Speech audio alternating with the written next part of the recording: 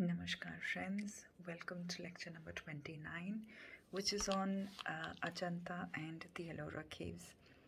Ajanta and Ellora are two monumental rock cut caves that define Indian art and architectural accomplishment.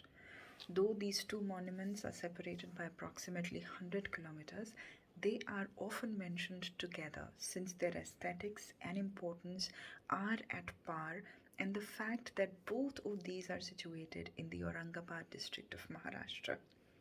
While Ajanta is mostly about beautiful paintings made on cave walls on the theme of Buddhism, Ellora is all about sculpture and architecture belonging to three different religions: Buddhism, Hinduism, and Jainism.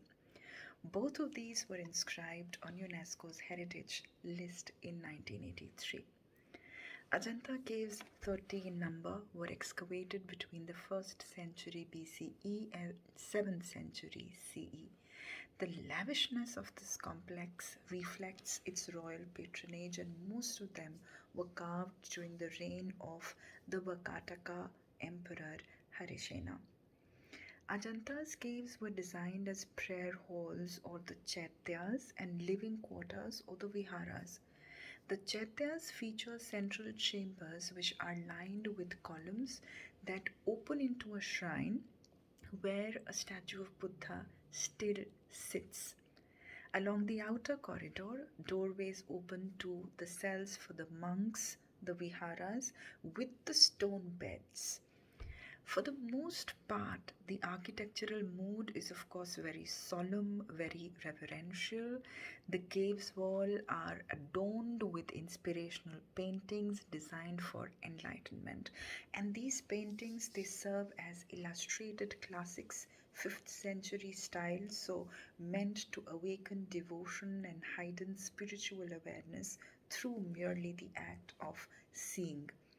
The statues of bodhisattvas, that's a person who's been awakened by Buddhist spirit, greet visitors to the caves. One of the most enchanting paintings is of the most beloved bodhisattva in Cave 1, which represents infinite compassion. Yes, the Padmapani, also known as the Alokitswara, holding a lotus. Appearing near the entrance of one of the shrines, Padmapani stands as a guardian, offering a vision of peace to all who enter. According to Mahayana doctrine, he postponed his ascension into Buddhahood until he assisted every being in achieving nirvana. Throughout the Ajanta caves are paintings of the Jatak tales, that stories of Buddha's early incarnation, human forms, animal forms, and in cave 17, elephants play a predominant role. The the sculpture, which happened in the late 5th and the 6th century, of a reclining Buddha is one of the richly detailed sculpture adorning cave number 26 in Ajanta. The ceilings of the caves at Ajanta were geometric designs, images of peacock and other motifs on the panels. Especially the image which depicts a joyfully running elephant surrounded by flowers is a must to be watched. Why? Because it's been the official logo of India's Department of Tourism.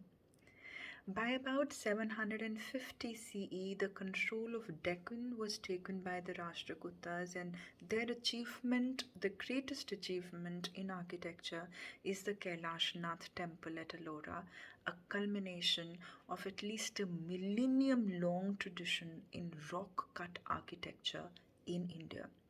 It's a completely Dravida building with Nandi shrine, which is obvious because it's dedicated to Lord Shiva. There is a Gopuram, there are surrounding walkways, there are subsidiary shrines, staircases, a Viman, and the most important thing is that it has been carved out of a living rock. The Ellora Caves, which bear witness to three great religions, they illustrate the spirit of tolerance, which permitted these three religions to establish their sanctuaries and their communities in one single place, which thus served to reinforce its universal value.